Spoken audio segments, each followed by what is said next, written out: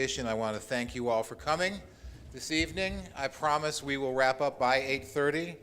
Apparently it is already snowing a little bit, but you should be fine. It's not too bad.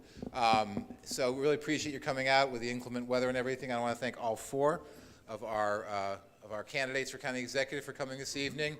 Let me just let you know how we're going to run the event this evening. We have some folks sitting up front here who each have one question to ask of the candidates.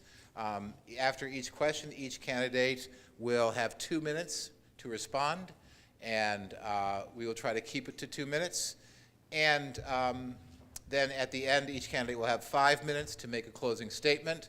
We timed it out, don't worry, so it'll be wrap up by 8:30. So thank you for coming, I appreciate it, and let's get started. Brian has the first question.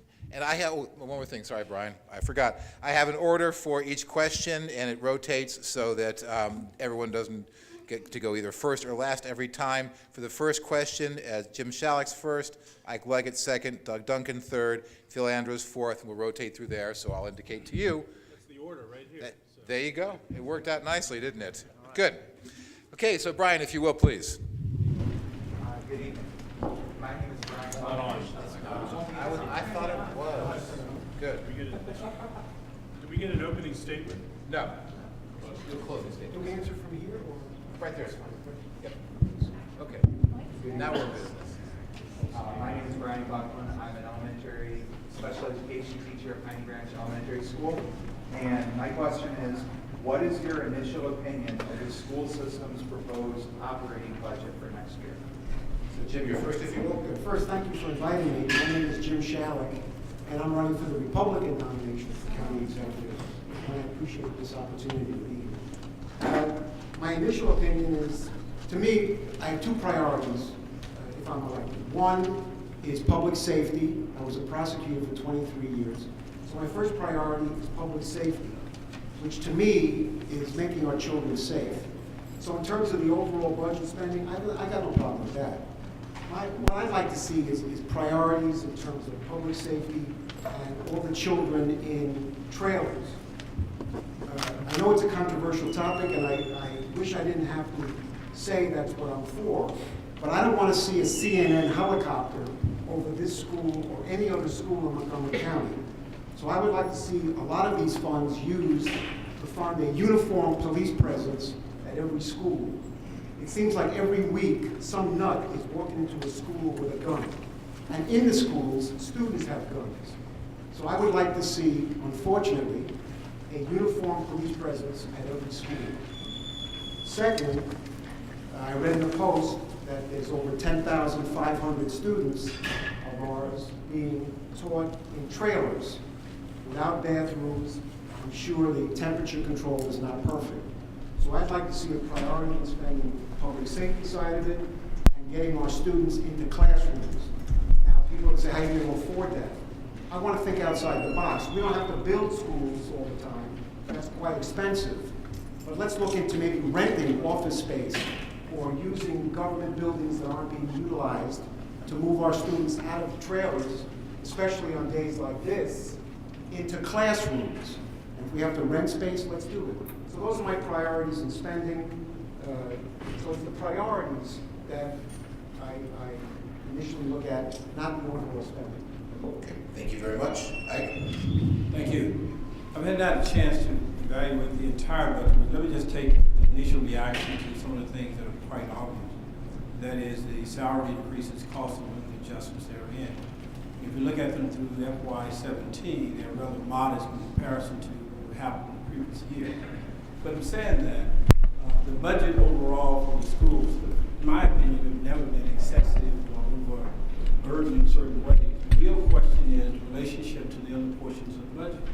So you could have a very good school budget, meeting all of the requirements and needs in terms of salaries, adjustments, all of the things which the school system is seeking to address.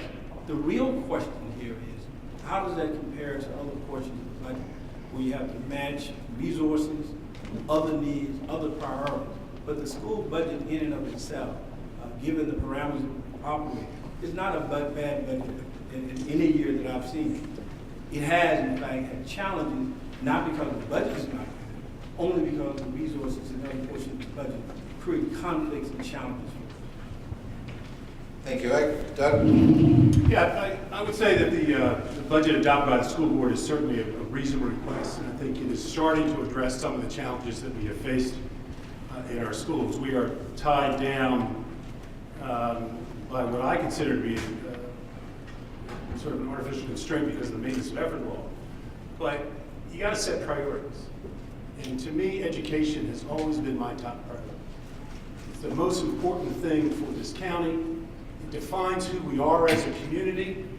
When you talk about what a special place Montgomery County is, it's because of the public schools, because of our teachers, our administrators, our students, our support staff, who have done so much to make the schools one of the best systems in this country. And if that's your top priority, then you've got to work to find the funds to help fund it so that they don't slide into mediocrity. I think that's what we're sort of wrestling with now, of keeping this artificial limit of the maintenance of effort, keeping the dollars spent on students in this county at a level amount versus what are the needs of the school system. And this is a reasonable request. This is something that isn't a break the bank. This is something that says, here's some things we need to start doing because of the changing nature of the students in our schools, because of the changing needs in our schools. So I have always supported collective bargaining agreements and funded collective bargaining agreements for all of our county employees. I intend to continue that as the next county executive, and I intend to work with the school board throughout the year on budget issues to make sure that we find the dollars to help meet their needs. Thank you, Doug. Phil, please. Thank you. Well, nice to see everybody. Thanks for coming out on this evening, and please drive safely when you go home as well. Well, as a proud graduate of MCPS, I want to make sure that our school system and public education remains a very strong part of our county, because it is a critical part of our county. It's not only important for producing a strong workforce, but it produces good citizens and good people. The public school system has that reputation, and we need to make sure it can achieve it. The problem that we have right now is that the maintenance of effort law that was adopted 2 years ago by the General Assembly is extremely restrictive and provides a disincentive, a strong disincentive to go above the maintenance of effort law, because it's like a lock jacket, and it locks you in, a straitjacket, locks you in to that amount and ratchets it up, which is a problem because you can't make one-time investments in education without giving away your flexibility in bad economic times, which we can expect to get. I do want to say that I think the budget that was proposed by the school system contains some notable provisions. I think the decision to increase the health care premiums of employees is a good step. That right now the amounts are 5 and 10% that employees contribute to health care, and this will take it up over the next 2 years by 3.5%, I think, each year. So that's a good step. But I would not say what I've heard others say, and that is, I'm not going to be someone who would automatically sign off on what is negotiated by someone else. I don't think that's responsible. The job of the county executive is to look out for everybody in the county and to be an independent evaluator of what comes to them.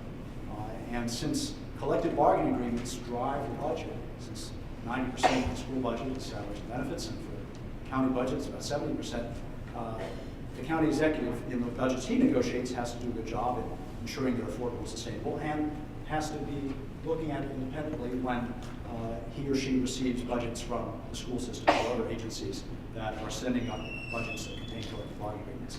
It depends on what's in them. Thank you. The next question is going to be asked by Nikki Woodward. Nikki, please. My name is Nikki Woodward, and I'm an early intervention specialist with the Montgomery County Infant and Toddler Program. My question is, despite the progress that has been made, MCPS, like most school systems around the country, needs to do more to close the achievement gap and provide opportunities for our neediest students. Do you believe that MCPS can make progress on closing the achievement gaps if the county government does not increase local per pupil spending? Thank you, Nikki. Ike, you're up first this time. Yeah. There you go. But Thank you. standing alone, MCPS cannot close the achievement gap. It is only one factor helping to close that achievement gap, a very major factor in that endeavor. Closing that achievement gap means a number of things. It means ensuring that the families that are attending our schools are stable. It means providing those extra programs after school are there to support our students. It means having the county government providing resources to reduce the class size, the per student class size. It means providing the technology that is necessary. But MCPS by itself, despite the fact that we have excellent teachers, we have excellent administrators, standing alone cannot in and of itself close the achievement gap. It is one of the most important factors you're in. But many of the problems that we have, for example, I've attempted to address that. We've increased significantly the amounts of money that the county government provides for English second language students. We provided additional housing. We've provided additional programs for after school. We've done all of those things, and we need to do more of them. In addition to the things we need in the school system, those things combined with the public fighting for those things, and ensuring that we have both in and out of the school, we can help reduce that achievement. Thank you. Doug, please. Yeah, I would have to say that my two primary opponents have really taken the attitude that if you spend 1 cent more than the minimum required by state law in our schools, that you're fiscally irresponsible. And I disagree with that. That's absolutely not true. What's irresponsible is to let this spending constraint by the state allow our schools to slip into mediocrity. We've done a lot with the schools in terms of closing the achievement gap. We were closing that when I was county executive because of the expenditures we made in our schools, by reducing class size, by all-day kindergarten, by adding the reading specialists. All of these things cost money. We've got more students living in poverty now. We've got more students coming in who don't have English as their first language. There are tremendous needs on our school system. And to say that we're going to limit it to this artificial level, I think, is wrong because of what it's going to do to the quality of schools in our county. And if the schools define who we are and why people want to come here, then we've got to make sure that our schools remain excellent. So there's a simple, it's not a simple rule, but it's a fact. If you're not reading at grade level by the 3rd grade, you're in real trouble. And we had a program to help make sure all of our students were doing that. That has been whittled away because of the recession, been whittled away because we were spending thousands of dollars less per student locally than we were before. So we've got to get back to that if you're going to close the achievement gap. We need to look at pre-K. The state is now talking about that. How's the county going to be a partner with that? If education is your top priority, you can't say that the state is going to set, that the only amount you're going to give is the minimum required by state law. Thank you, Doug. Phil, please. Thank you. Well, the county council has always prioritized the schools. In fact, during the recession, began in 2008 and through the very difficult years up through fiscal year 2012, the MCPS budget and the budget from Montgomery College were the only two budgets that actually went up during that time. Libraries were cut nearly 30%. Transportation was cut about 20%. Park and planning was cut about 15%. The fire department was cut about 5%. The police department was cut about 4%. So the county made very tough decisions during that time, but still prioritized education and did the very best we could. Now, during that same time, the state was cutting aid dramatically to all of those departments. They eliminated basically all transportation aid, all the highway user aid. They cut dramatically the library aid, and the health and human services, just about everything. They did increase education aid, which was great. And so that was helpful. But those other agencies were cut to the bone in terms of state funding. And so that was the result. We had very difficult decisions to make, but we still prioritized education. In terms of the achievement gap, the achievement gap is most pronounced, it's very pronounced by 5th grade in the school system, and then it tends to increase or at least stay at that level. It seems to me that's where the effort needs to be placed within the school system to address achievement gap. Late elementary and middle school seems to be the time where there needs to be more effective intervention. And that really has to be directed by the school board. In terms of what the county can do, we need to make sure kids don't go to school hungry. We need to make sure that neighborhoods are safe and that there are adequate after-school activities to keep kids out of trouble. And so it is a complete picture. It takes the county agencies, departments working together with the school system to address the achievement gap. Thank you, Phil. Jim, please. Yeah, certainly closing the achievement gap is essential to keeping our system world-class and #1 in the nation. One component, though, that I haven't heard mentioned tonight by any of the candidates is not only do we need the teachers union and the county council and county government to get involved, but we need the private sector to get involved. In other cities across this country, there's private-public partnerships with industry to make contributions, to work with private industry to get involved in our funding and our programs. And I think involving the private sector is essential because companies will move here so their children can go to the best school system in the country. So to me, the private sector-government relationship has to be strengthened. My main goal in terms of economics is to attract business into the county. We attract business by having great schools. And I think businesses will be receptive to joining us in public-private partnerships to help us with funding and other programs. They've got the innovations. You know, government can build a building in 3 years. IBM can build it in 3 weeks. So we have to tap into the private sector and their knowledge to help us in all our endeavors, especially education. Thank you, Jim. I'm going to take a quick break for the next question and recognize Merle Katita. Merle, if you'd wave, please. Thank you. The president of SEIU Local 500, and Deb Muggy, president of MCAAP, which is the Principals Union. Thank you both for being here, and thank you for helping us to sponsor this event. I also want to take a quick minute to recognize Phil Kaufman, president of the school board. Phil, thank you also for coming. Appreciate it.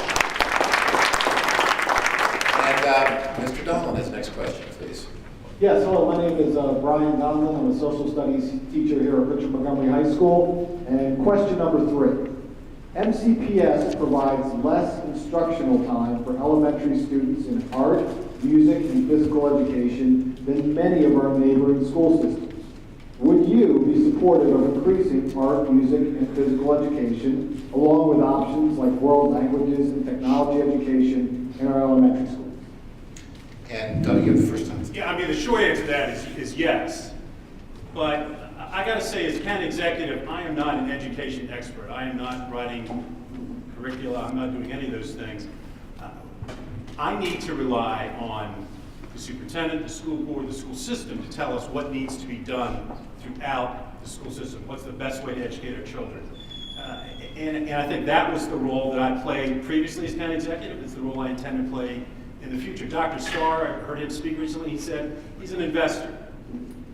He likes to take the funds that he gets and invest them in our students to improve their lives and improve the lives of the entire county. He's not a raiser. Well, that's the county executive's job. County executive's job is to raise the money for the schools.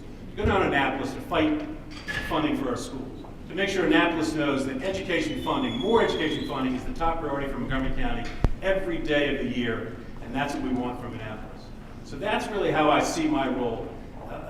Not so much of looking into what happens inside the classroom, but letting the education experts decide that, and then me supporting their plan to do that. We did that with Dr. Weiss with his call to action. It worked very, very well. Dr. Starr has a plan. We need to make sure we fund that plan and make those improvements. Thank you, Doug. Phil, please.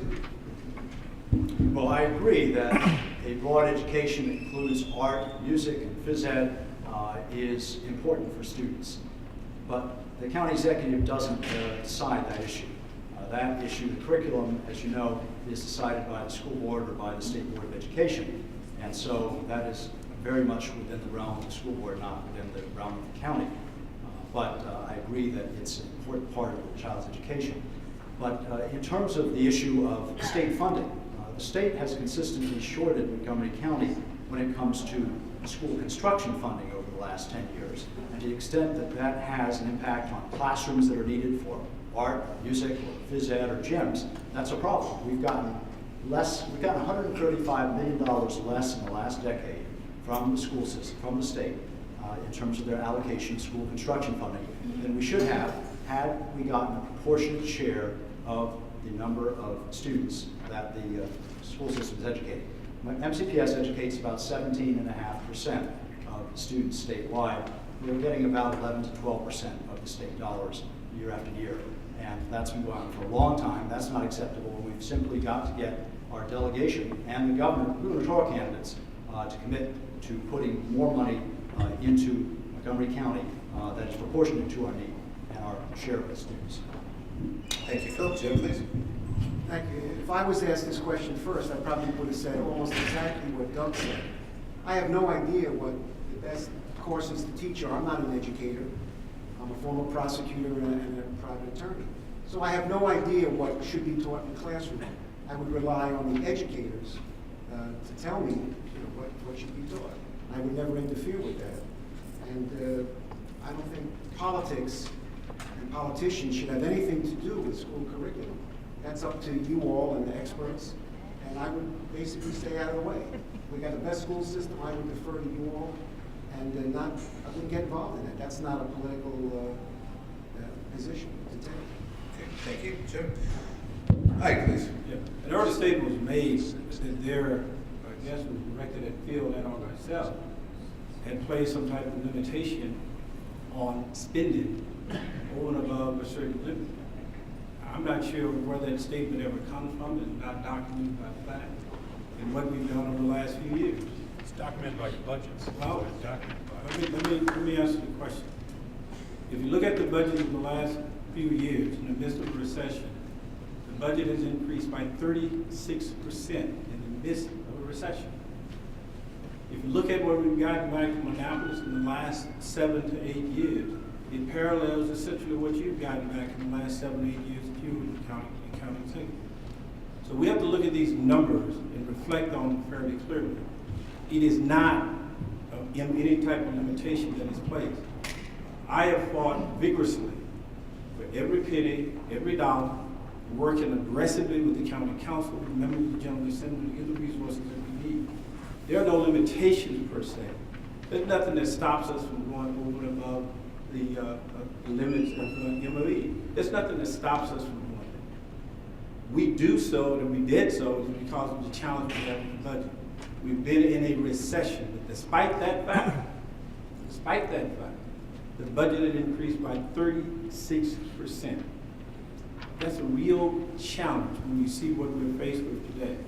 And so that budget and all the budgets that we've had have significantly increased over the years. I would agree, as indicated earlier, that it is the responsibility of the superintendent and the staff, teachers to determine the curriculum needs. But I will say that the things that are outlined in terms of sports, recreational language, and things that we need to try to stress, and hopefully the school system will respond favorably to those skills. Thank you very much. Ruth, if you would, please. Hi, good evening. I'm Ruth Busican. I'm the SEIU liaison to professional growth systems in the Office of Human Resources and Development. Licensed child care providers in Montgomery County provide a safe, healthful pre-K learning environment for some of the most at-risk children in our communities. Over the past few years, our county has provided the funding necessary to ensure uninterrupted access to these services. Will you commit tonight to ensuring that the county will provide the funding necessary to continue making up any shortfall caused by the state underfunding this important program? Thank you, Ruth. Phil, please. Thank you. Well, it is an important service that the county provides and that the state helps to fund.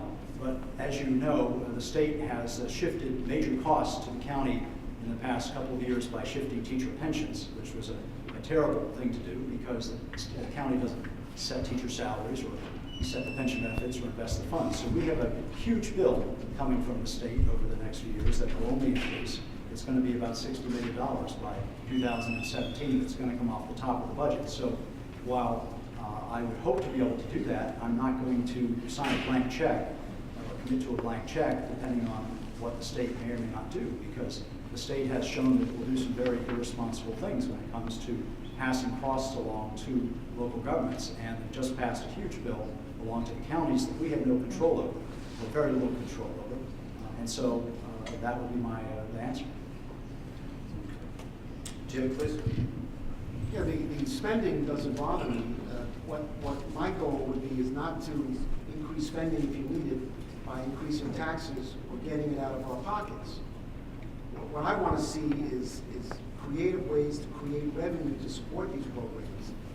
First, obviously bringing in new business by cutting business taxes, giving them tax breaks, bring in business, you raise our revenues. We don't have to take it from your pocketbook. I'd like to bring a professional sports team to Montgomery County. There's a group trying to bring arena football to this county, and there's some talk about maybe a minor league baseball team. Let's think out of the box how to bring in revenues so these programs can be supported. Whatever I can do for education, I'm going to do. I just don't want to take more tax money or money out of people's pockets. I want to get it from business revenue, taxes, maybe a sports franchise. One of my things I was going to say to my closing, I'd love to build a 4-year university in this county with dormitories and athletic facilities, and root for them to go to the Sweet 16. I think a 4-year university here would boost our economy, be fabulous to attract students from all over the world. We don't have a 4-year university in one of the best counties, richest counties in the United States. So all of these out-of-the-box thinking is what I want to do to bring in revenue and give you as much as you need if we could. I just don't want to take it from taxes and people's pockets. Thank you very much. Mike, please. The question said, commit tonight to any shortfalls caused by a state reduction. I don't think it would be responsible for a county executive to commit tonight to provide any shortfalls. I think that would be irresponsible in terms of the overall magnitude of the challenge that we face. I believe that we should work to do so. I would love to do so. It would be helpful to do so, and it would be important for the young people in the program. But to commit tonight to say that we would do that for any shortfall, I'm not prepared to say that as a county thing. Although I believe and hope that we can do so, it is not a commitment that I think a county executive should make tonight because of the real challenge we have in so many other areas, even within the public school system itself. Thank you. Doug? Yeah, before I get to that question, my two primary opponents have thanked the state for the increased state dollars they've given to education, which has really helped us through the recession, as if it was out of the goodness of the heart of the state. Well, to my two primary opponents, I say, you're welcome. The reason the state is giving more money to Montgomery County is because of the changes that I made with Senator Van Hollen, Senator Rubin, and now Senator Rich Madalena when he was working on the county staff, to change the Thornton Commission funding recommendations to direct more dollars to Montgomery County. So they are taking credit for dollars that I worked to get and get state funding formulas changed to benefit this county. Now, in terms of this question, the bigger question to me is universal pre-K. We're talking about child care providers in the pre-K environment. The state is now, and across the country, they are discussing pre-K. We all know the importance of early childhood education, reading at grade level by the 3rd grade, getting kids ready to learn when they enter kindergarten. And I think we need to join with the state and push universal pre-K and try to make sure that the state pays for that coming into Montgomery County. That is to me, a better way of addressing this issue of getting the universal pre-K throughout the state of Maryland. Thank you very much. Jane, next question, please. Thank you. I'm Jane Stern. Spent 39 years as an MCEA full-time teacher, and since I retired in 2003, I've continued to work in MCEA as a substitute teacher. So my question to you is, as you know, the demographics of our community have changed rapidly. Our members and the school system are working hard to meet the needs of our growing number of low-income and minority students. What is your vision as county executive for what the county government can do to better meet the needs of these children and their families? Thank you. Jim, back to you for the first response, please. Well, what I'd like to see is an answer to that question across the county government. I would like to see more multilingual teachers. I'd like to see the police, fire departments, all the government agencies hire more minorities to absorb that into the community. I think when a citizen sees an officer that's the same as they are, it's better for law enforcement, better for them, better for the citizen, better for the police department, better for the county. In my administration, I will hire a diverse administration because we're a diverse community. So it's just a mindset of hiring more people that look like the public. And if you do that, I think it'll increase the appreciation that people have for government and the way government people work. Thank you. Mike?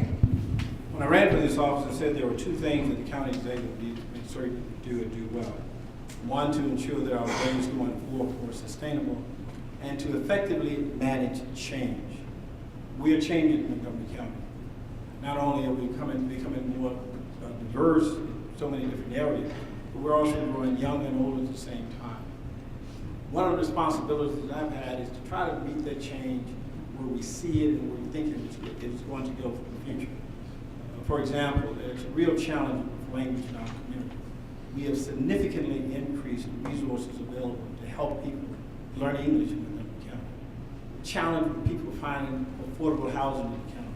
We have built, constructed, and maintained more than 9,000 affordable housing units in the county to make our community much more stable. We're providing resources across the board in health and human services in the time of a great recession to meet the real challenges that we face throughout the country. And we're also making certain that the county reflects the values, the culture, the language, and the workforce that reflects all of the change that we see in our county. That is the responsibility of the county government. And that should go from there straight to the school system to ensure that similar actions are taken as well. I believe that we're changing. Our diversity is good for Montgomery County, and we place in practice a huge number of programs to address that magnitude of change that we see. Thank you very much. Doug, please. Yeah, I was born here. I grew up with my 12 brothers and sisters in Rockville. And the county's changed dramatically since the time I was born till when I was elected mayor of Rockville, till when I was elected county executive, till now. And it will continue to change. And I think that's very healthy for our community. And let me just tell you a personal story. My father was born in France. He lived in France till he was 14, till the Nazis took over France. Came to America at that time, came to Washington, not speaking any English.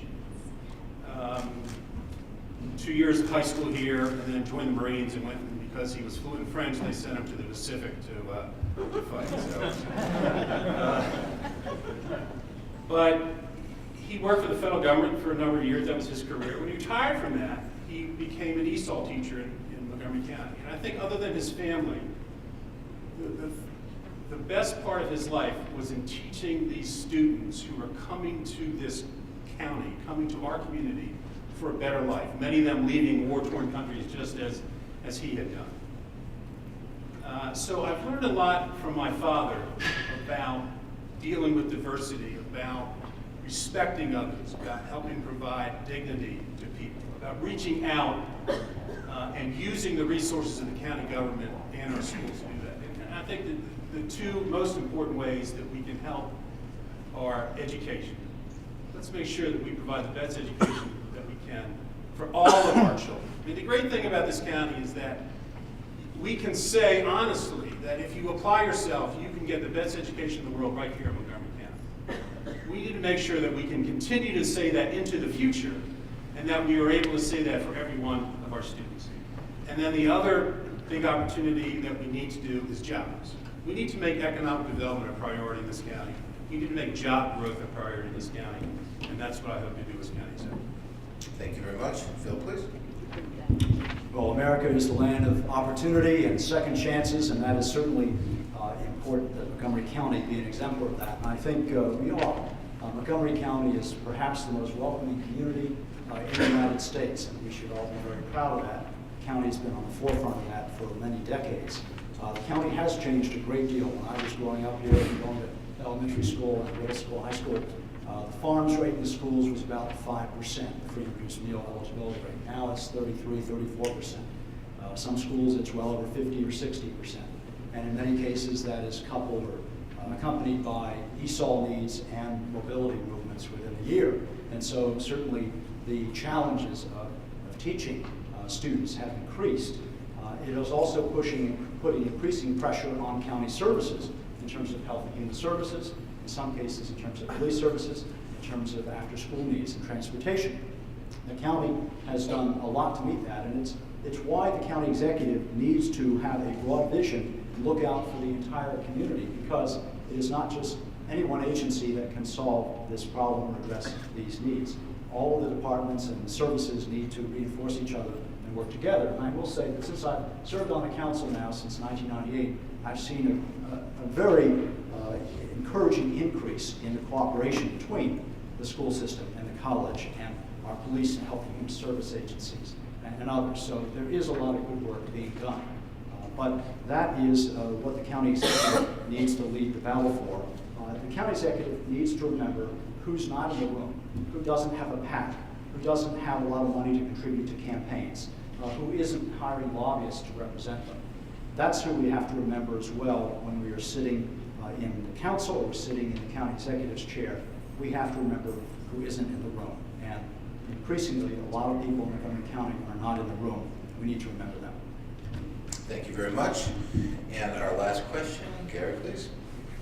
Good evening. My name is Gary Barty. I'm Vice President of the Montgomery County Association of Administrators and Principals. I have a final question. How would you, as county executive, work to improve the relationships between the governing bodies of Montgomery County? Go ahead. Governing body mean just county government, Montgomery County? Or the governing body of Montgomery County, the school system. Right, school board, county council, county executive. County executive, yes. Please. Well, there are a number of ways. The first one is to be transparent, open, and meet regularly with the people who are responsible for making decisions in Montgomery County. But you simply cannot be without an appropriate respect for the institution in which we operate.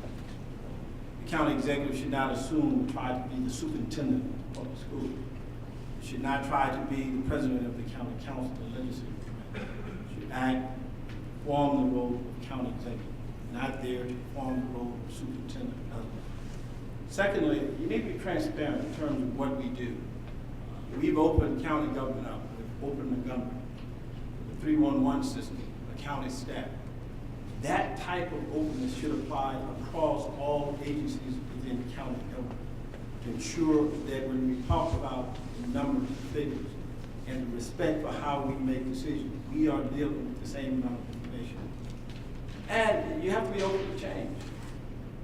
We've had some serious problems, as you may know, between parking plan and county council and trying to make changes. We've moved forward to make those changes. But we have to move away from our silos, make certain that we make decisions that are in the interest of the entire community, and I think that we can find that common ground to work together. I am there to work with you, to try to find that common ground.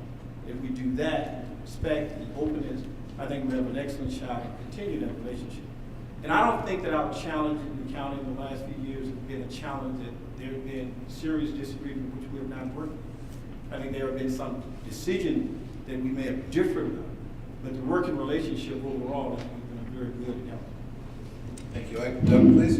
Yeah, I would have to disagree with that. The very fact that you asked the question of how you're going to make relations better means that there is a real problem here. And there has been a real problem here.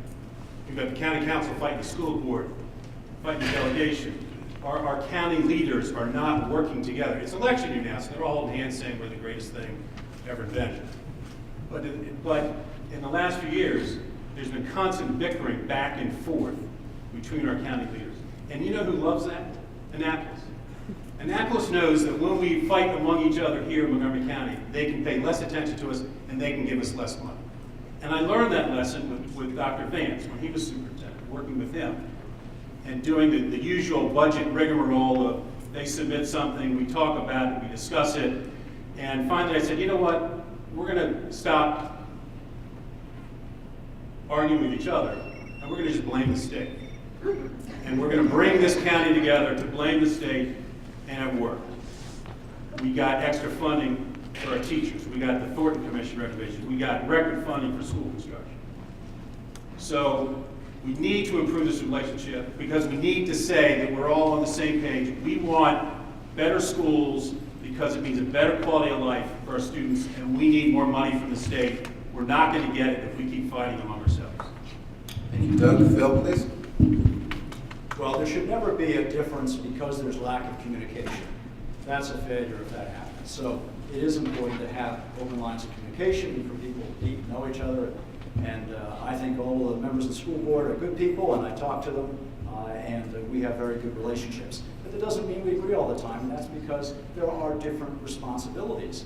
I have a different job than a school board member has. The job of a school board member, or a school superintendent, is to fight for the school system's budget. And I expect that. I don't blame anybody for asking for what they think they need for their budget. But my job as a county council member or as a county executive is to decide what is in the overall public interest and to balance the needs of the different competing claims, many of which are valid. And so there is a different institutional responsibility. Now, yes, we should always be as united as possible when we go to Annapolis, and there has been some good progress there. But we need to get our delegation united as well on things like pensions, so they don't, most of them don't vote to ship pensions to us as they did, or on other issues like the maintenance of effort law. So, yes, communication is necessary, it's important, there should not be any kind of disagreement because of lack of communication, but let's recognize there are institutional differences, and I'm not an agent of the school system. My job is to look out for all of the interests of people of the county and to do what I think is best in the long term. And the responsibility of the school superintendent is different than that. Thank you, Phil. Jim, please. Thanks. Certainly, I agree with Ike. We need civility and transparency in government. But I have a slightly different take on the question. I think we would have a better government, more transparency, if we had a two-party system in the state and county. I think there's like 50-something elected officials in Montgomery County. Not one is a Republican. To me, friction and debate is good. I think when you have one party running the show, you don't get the transparency and the different views that the public needs. So I think if you had some Republican councilman or Republican county executive, you'd have that discourse and friction and openness. That's good. All Democrat is not good unless you're a Democrat. But there's 126,000 registered Republicans, and more than that, registered, no party, no affiliation, independents. So I think that having a one-party system is not as good as having a vibrant two-party system. And this is not said to be demeaning or anything, but for example, the Silver Spring Transit Center, millions of dollars overspent, maybe 40 million, I don't know, some huge money overspent, years overdue, and the buses can't even be supported by the concrete. Now, if you had a Republican county executive, like I hope to be, or a female or male county council person, we would be screaming for answers as to what happened over these last 10 years that it's being built. So you need Republicans to blow open the doors a little bit. That's healthy. And that's my take on the question. Thank you very much. So that completes the questions. I want to thank all of our questioners. Appreciate that.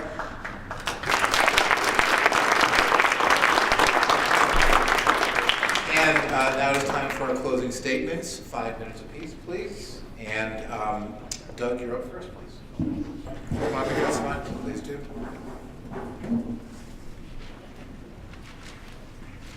Doug, thank you very much. Thank you all for being here. My thanks to the organizations that sponsored this first public debate for the county executive race. It's been great to be here. Appreciate the questions. We get 5 minutes.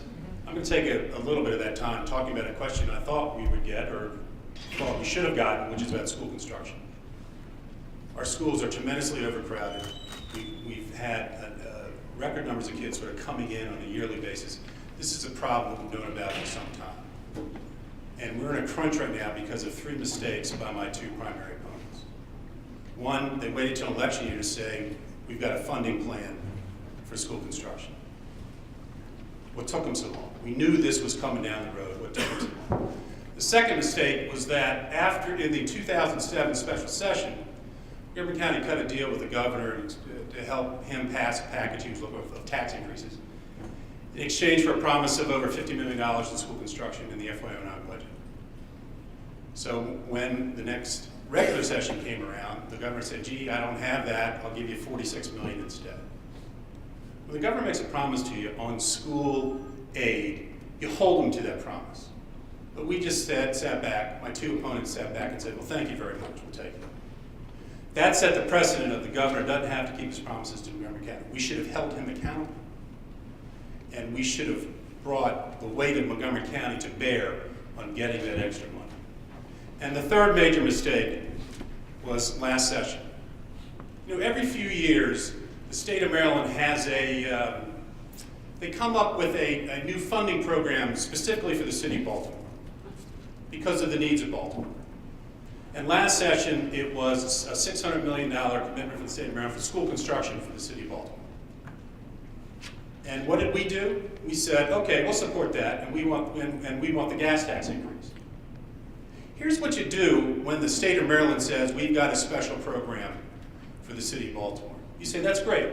Baltimore's got needs, we understand that. But you know what? Every other jurisdiction in the state has the same kind of needs. Let's make it a statewide program. That's how you get the leverage to get things done. We did it before. We didn't do it this time. So now we are scrambling to catch up on school construction. And there was even a press conference held after the session started with the county executive of Montgomery County, county executive of Prince George's County, county executive of Baltimore County saying, oh, we intend to submit legislation at some point this session to change the funding formula for school construction. They didn't even have the legislation ready to go. That's a lack of leadership. So we are in this mess in school construction because of a lack of leadership from my two primary opponents. Now let me just sort of close with just a few comments. You heard me talk about how important schools are to this community and what they mean to us and how everything gets better when you have good schools. Better jobs, safer neighborhoods, better quality of life. Schools really are the lifeblood of this community. And we need to make sure that we continue to help that happen. So what I'm committing to you is that funding for our schools and education in this county will be my top priority every day that I'm county executive. It was before, it will be again. And the people in Annapolis will certainly know that that's the priority for me.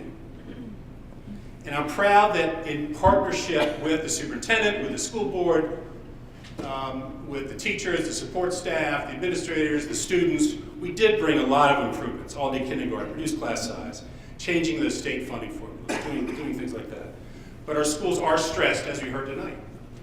Overcrowding, scrambling for dollars, the rising achievement gap, more students living in poverty, more students not having English as their first language. We need to address these challenges. We need to address other challenges. And that's why I'm running for county executive. I'm running for county executive because we need a stronger leader for this county who's going to be able to get things done in Montgomery County, who's going to be able to fight for our interests in Annapolis, and who has the right vision for the future of this county. I am that person, and I'm asking you to vote for Doug Duncan for Montgomery County Executive on June 24th in the Democratic primary. Thank you very much.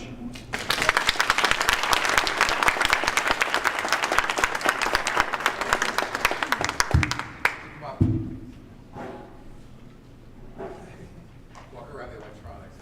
Thank you. Thank you. Well, thank you all for coming out tonight. It's been good to have this forum, and I appreciate the good work that you do every day in your capacity in the schools or whatever else it may be. This is an important election, and you have a major choice to make. We can go backwards, we can idle, or we can move forwards and get our competitive edge back in Montgomery County.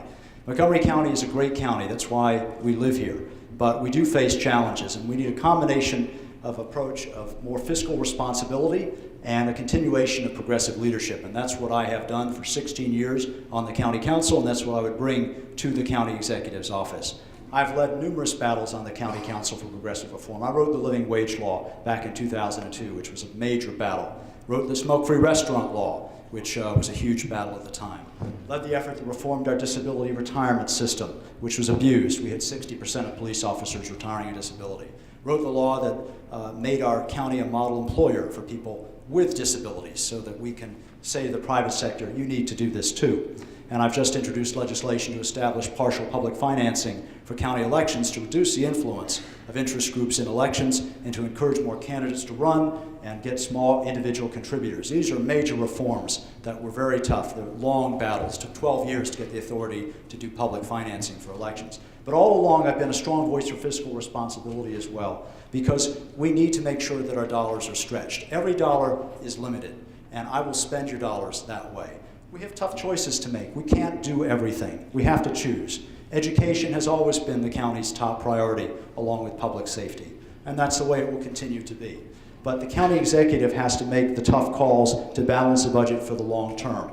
We have to be sustainable. We have increasing costs coming at us from Annapolis because of bad decisions by the General Assembly, like the pension shift, like the extreme maintenance of effort law that can tie our hands. And I want to change that law because I do want to make investments in the school system that address the achievement gap, that address class size. And we used to be way above the maintenance of effort law for years. And then the legislature changed the law in a way that made no sense for Montgomery County. We need to get that changed back. So if you want to see a leader who is going to stand up when interest groups ask for too much, who's going to fight for progressive values, who's going to remember who's not in the room, who doesn't have lobbyists, who doesn't have a PAC, who doesn't have access to a lot of money, who has a record of getting things through the council, who is willing to stand alone when necessary. You know, it is the county executive who negotiates deals with developers and with our public employee unions. He's the person, she's the person that does that.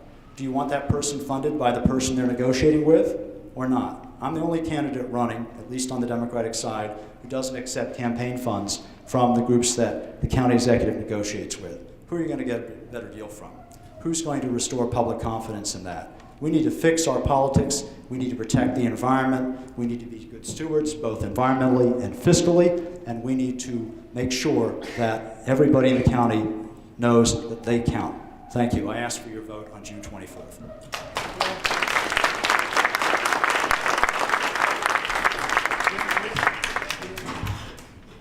Thank you again for inviting me. I really appreciate coming to a Democratic forum.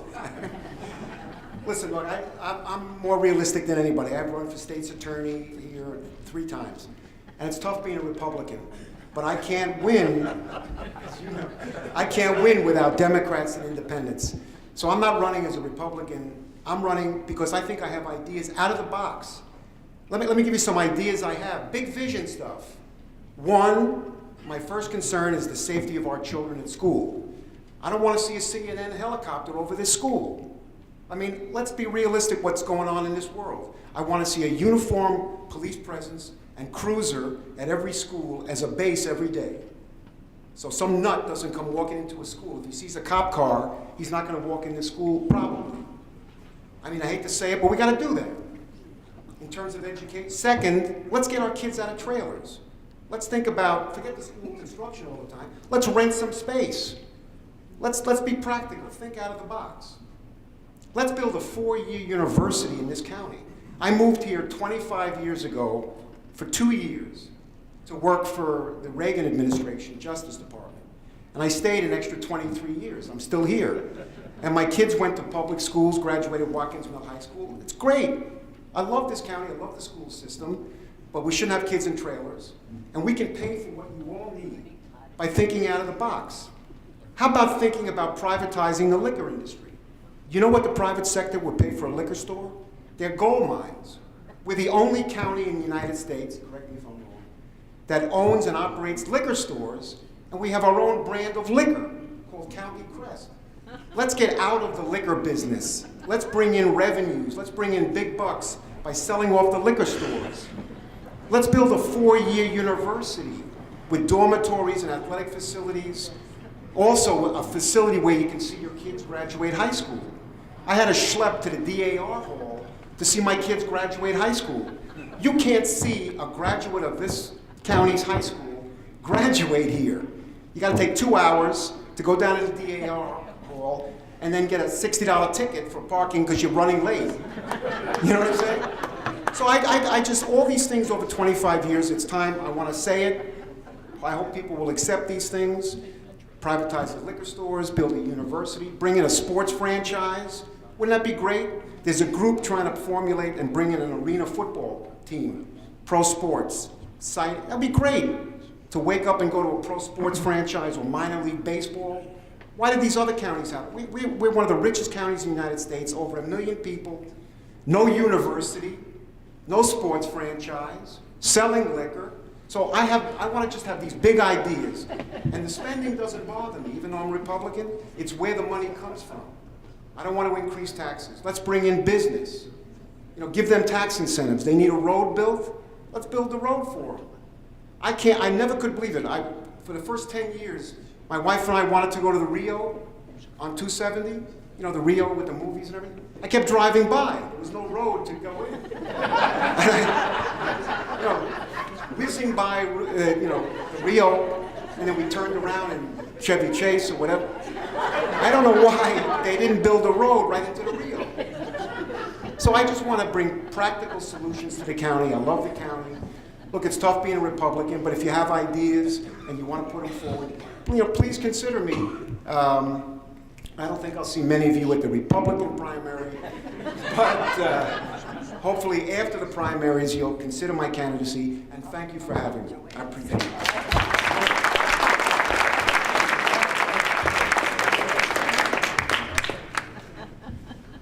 I think we need a little bit of reality. The reality is, when Ike Leggett assumed this office, this county was broke and getting broker. Budgets were unsustainable. This was before the onset of the recession. I've closed $2.7 billion in budgetary gaps. Today, Montgomery County has the highest financial reserves in the history of this county. We've constructed over 9,000 affordable housing units or implemented programs for. Our job growth is the highest in this region. It is easy to talk about the good old days when money for everybody around this state was flowing left and right. The reality is, in 2006 and 2007, that was not the case. Hard decisions had to be made. And as a result of those decisions, we are in a much better position today. We didn't start school construction lately. You are in this school today, this Richard Montgomery County school today. You are in schools in Bethesda. You look at what has happened in Gaithersburg and Paint Branch, because in 2010 and 2011, I significantly increased at that point in time the capital spending for our schools. A huge increase. We can't go to Annapolis telling the delegates and senators of Annapolis that Baltimore city schools are just like the schools all over the rest of the state. They will laugh you out of Annapolis. The schools and the construction challenges in Baltimore, the worst in this state. And I supported that because it was the right thing to do, and I saw a path for how we can increase expenditures for us going forward. That's why I did it. This is a tough challenge here of trying to ensure that we get the facts straight. We talked about the good old days in Annapolis. The good old days are gone. It is the real days today. We talk as though we were there pulling out money left and right. Everybody was pulling money out left and right in the early 90s. That was clear. But if you go back and look at the last 7 years of the previous administration and compare them to my administration, you'll see that we actually got more from Annapolis on a percentage-wise as well as the dollar amount in times of a recession. And you have to keep that point in mind. Those are tough decisions. We have made tremendous progress in bringing this community together, in making certain that we have the resources for schools, for housing, and a variety of things across the board. Crime is down. Our response time in terms of our public safety apparatus is significantly down. We have more affordable housing. And guess what? We have a higher reserve today. And our budget's going for much more sustainable. That's the reality. I've heard all kinds of things today that I never knew existed. Some secret pledge with the governor? What are you talking about? Some challenge that doesn't exist? Apparently we're in a parallel universe here this evening. Let's deal with the facts. All I ask you to do is look factually at the record. School construction, up 46%. Operating budgets, up 36%. Funds for affordable housing. Funds for all of the support programs that support and help to implement the school system are up. I value education because I benefited from it. I live the American dream because of education, public education. My entire family, for the most part, benefited from it. I have a sister who's an administrator, a sister who's a teacher, a sister who is an administrator, a principal, a brother who served in the support staff, a brother-in-law who served as an administrator, and I taught law school for 30 plus years. I value education. I was there from 1986 up until this day and unwavering in my support for education across the board, in the good times as well as the bad times. In the times that we have, and the times that we're going forward, I am convinced are going to be better times because of the difficult decision that I've helped to make going forth in this county executive position for the last very difficult and tough years. Thank you for being here this evening.